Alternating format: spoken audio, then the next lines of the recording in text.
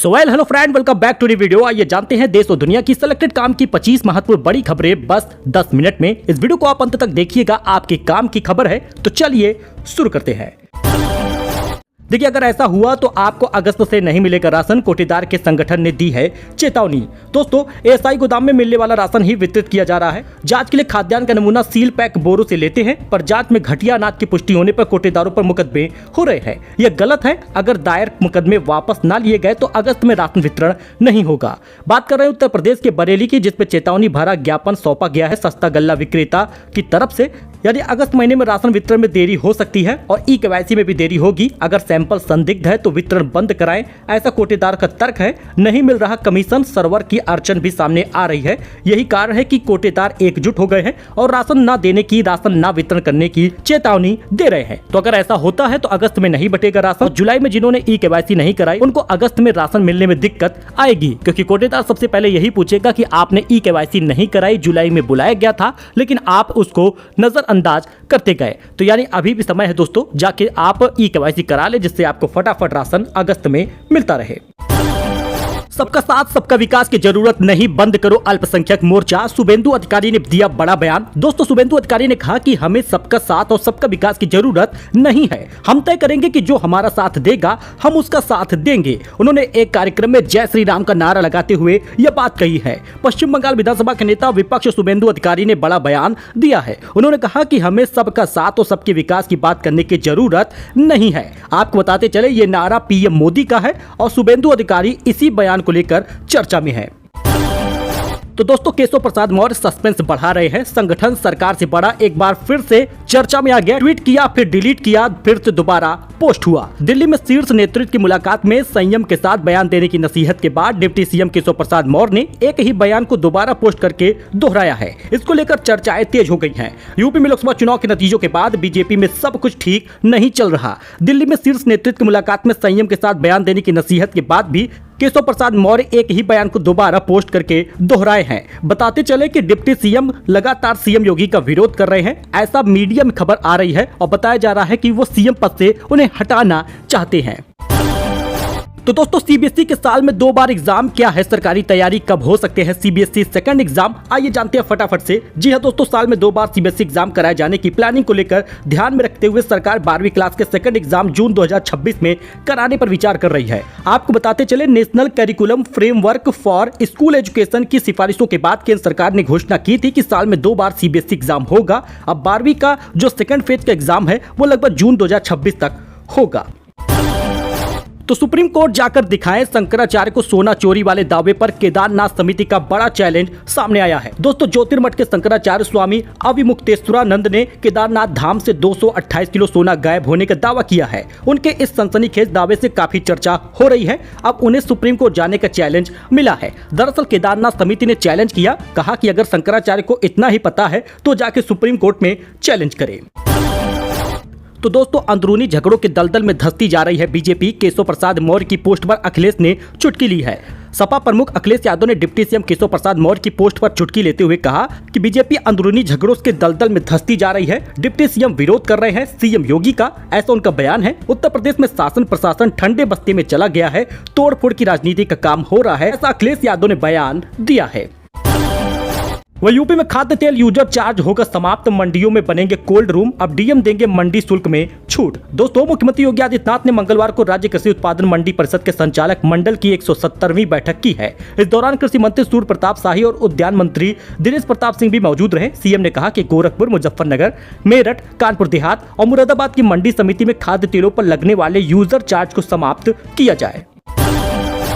तो देर रात बड़ी घटना हो गई। लखनऊ में चाय बनाते समय सिलेंडर ब्लास्ट हुआ, 5 लोग झुलसे, घटना सीसीटीवी में कैद, परिजनों ने आग पर पाया काबू। लखनऊ के गोसाईगंज थाना क्षेत्र के अमेठी कस्बे में मंगलवार रात मुहर्रम के रथ जगह कार्यक्रम के लिए घर के बाहर चाय बनाने के दौरान अचानक गैस सिलेंडर में ब्लास्ट हो गया। इस हादसे में 5 लोग मामूली रूप से झुलस गए। ब्लास्ट होने की घटना पास के लगे सीसीटीवी में कैद हो गई।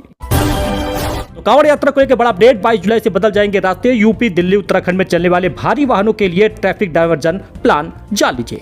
कांवड़ यात्रा 22 जुलाई से शुरू हो रही है, रास्ते बदल जाएंगे। दिल्ली से उत्तराखंड और उत्तर प्रदेश आने जाने वाले वाहनों पर इसका असर पड़ेगा। शुरुआत में कॉमर्शियल भारी वाहन प्रभावित होंगे। कांवड़ यात्रा के आखिरी दौर में छोटे वाहन पर प्रतिबंध लगा दिया जाएगा। आपको बता दें, गाजियाबाद बॉर्डर पर डायवर्जन 22 जुलाई को रात 12 बजे से शुरू होगा और 5 अगस्त की रात 8 बजे तक लागू रहेगा।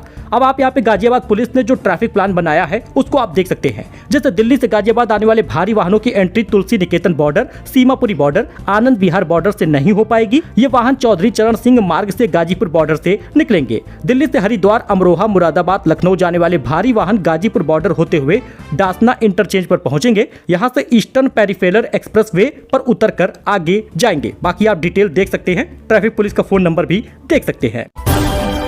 तो दोस्तों, प्राइमरी टीचर अभी रजिस्टर में ही लगाएंगे अटेंडेंस। 15 राज्यों में लागू है डिजिटल अटेंडेंस। आखिर यूपी में क्यों झुक गई सरकार? दोस्तों, यूपी सरकार 8 दिन बाद शिक्षक और शिक्षा मित्रों के आगे यू टर्न लेना पड़ गया। डिजिटल अटेंडेंस को अगले आदेश तक टाल दिया गया।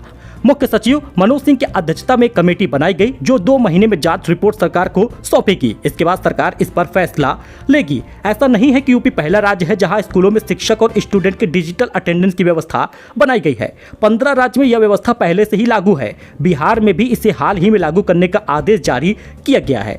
यानी कुल मिला के देखा जाए तो डिजिटल अटेंडेंस तो आगे होगा, अभी कुछ समय के लिए टला है। हाईकोर्ट ने ममता को गवर्नर पर अपमानजनक टिप्पणी से रोका। कहा, बोलने की आजादी के नाम पर किसी की प्रतिष्ठा धूमिल नहीं कर सकते। कलकत्ता हाईकोर्ट ने पश्चिम बंगाल की सीएम ममता बनर्जी पर 3 अन्य लोगों पर गवर्नर सीवी आनंद बोस के खिलाफ आपत्तिजनक टिप्पणी पर रोक लगाई है। वहीं उत्तराखंड के ग्लेशियर में बाबा ने बनाया अवैध मंदिर, पवित्र कुंड को बना डाला स्विमिंग पूल। कहा, देवी ने सपने में दिया था आदेश। जी दोस्तों, उत्तराखंड के बागेश्वर से सुंदर ढूंगा ग्लेशियर पर 5000 मीटर की ऊंचाई पर एक बाबा ने सरकारी जमीन पर गैर कानूनी तरीके से मंदिर बना लिया है। वहां बने पवित्र जल कुंड को स्विमिंग पूल की तरह इस्तेमाल किया जा रहा है। मामला सामने आने के बाद सरकार ने जांच के आदेश दिए हैं।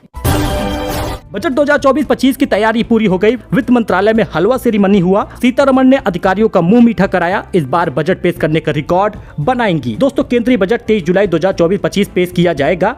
23 जुलाई को इसकी तैयारी पूरी हो चुकी है। बजट में संबंधित डॉक्यूमेंट की प्रिंटिंग शुरू होने के साथ ही आज 16 जुलाई को पारंपरिक हलवा सेरेमनी हुआ है। यह इवेंट दिल्ली के नॉर्थ ब्लॉक स्थित केंद्रीय वित्त मंत्रालय में किया गया।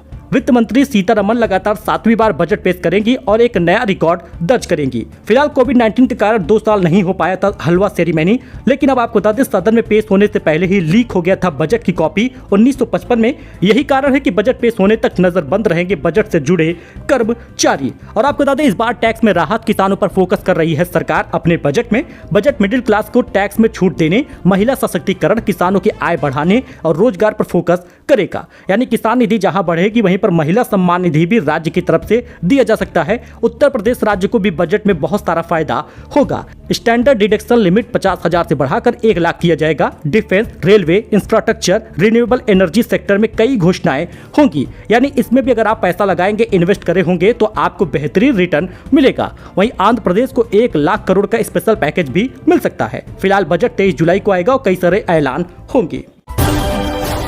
तो यूपी में मुफ्त बिजली मिलेगी 31 जुलाई तक। फटाफट आप आवेदन कर लीजिए। यूपी में किसानों को फ्री बिजली मिल रही है। अब किसान 31 जुलाई तक अपना पंजीकरण करा सकते हैं। पहले यह तिथि 15 जुलाई तक निर्धारित थी। दरअसल किसानों की सहूलियत के लिए सरकार ने एक बार फिर से एक मुश्त समाधान योजना की पहल करते हुए डेट बढ़ा दी है। 31 जुलाई तक आप आवेदन करेंगे तो नलकूप संचालकों को परेशान नहीं होना पड़ेगा और आपको मुफ्त बिजली मिलेगी।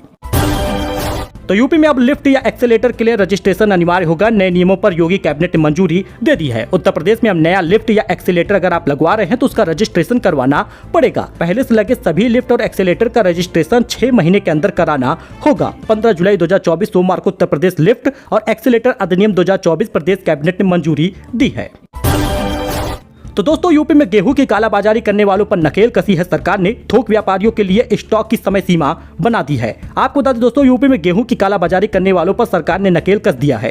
थोक व्यापारियों के लिए स्टॉक की सीमा तय कर दी है। प्रदेश भर में सभी होलसेलर और आढ़तिये अब अपना स्टॉक बताएंगे। गेहूं की स्टॉक लिमिट तय कर दी गई है। इस संबंध में शासन ने सभी जिलों को पत्र भेजा है। इसमें कहा गया है कि 2000 मीट्रिक टन से ज्यादा गेहूं स्टॉक थोक व्यापारी नहीं कर सकेंगे। सभी आढ़तियों को प्रत्येक शुक्रवार को स्टॉक लिमिट बतानी होगी। विभागीय अधिकारी अचानक मानक निरीक्षण करेंगे। पहले यह स्टॉक लिमिट 3000 मीट्रिक टन था, लेकिन अब 2000 होगा। प्रदेश में ट्रेडर होलसेलर की श्रेणी में 4992 इकाइयां पंजीकृत हैं, जिसमें 247 इकाइयों की स्टॉक लिमिट ज्यादा निकली है। इस बार फिर से सभी खाद्य और विपणन अधिकारियों को पत्र जारी किया गया है, जिससे स्टॉक लिमिट को नियंत्रित किया जा सके। ट्रेन में 10% ही जारी होगा वेटिंग, पहले जैसा नहीं होगी भीड़। एआई से कई सारे बदलाव हो रहे हैं। नई व्यवस्था में खुद ही कंफर्म हो जाने वाली वेटिंग के बाद 10% अधिक की वेटिंग जारी की जाएगी। मतलब किसी ट्रेन में 40 वेटिंग अपने से कंफर्म हो जाती है तो उस ट्रेन में कुल 44 वेटिंग टिकट जारी होंगे। ट्रेन में अत्यधिक भीड़ पर अंकुश लगाने के लिए नई कवायद शुरू होने जा रही है। अगर NIR द्वारा दिए गए सुझावों पर अमल हो गया तो वेटिंग टिकट वाले यात्रियों की संख्या बेहद कम हो जाएगी और कंफर्म बर्थ वाले यात्री सुकून से यात्रा कर सकेंगे। तो दोस्तों, मुहर्रम पर यूपी से कश्मीर तक बवाल हुआ है। इस राज्य में स्कूलों को बंद करने का आदेश दे दिया गया है। मुहर्रम पर जुलूस के दौरान कई राज्यों में बवाल की खबरें सामने आ रही हैं। बिहार के नवादा, दरभंगा और गोपालगंज में जुलूस के दौरान फिलिस्तीन का झंडा फहराया गया। उत्तर प्रदेश के अमेठी में जुलूस के दौरान आपत्तिजनक नारेबाजी की गई। इसके बाद पुलिस ने मामला दर्ज किया, जांच शुरू की। उधर जम्मू कश्मीर के श्रीनगर में मुहर्रम के जुलूस में फिलिस्तीन का झंडा फहराया गया और नारेबाजी हुई है। इन सबके बीच पुडुचेरी में 17 जुलाई यानी बुधवार को सभी स्कूलों को बंद करने का आदेश भी दिया गया। सो दोस्तों, ये कुछ अपडेट था, नई जानकारी थी। आई होप कि आपको ये पसंद आया होगा। मिलते हैं नए वीडियो में नई जानकारी के साथ। वीडियो पसंद आया हो तो लाइक करिएगा, सब्सक्राइब करिएगा। धन्यवाद।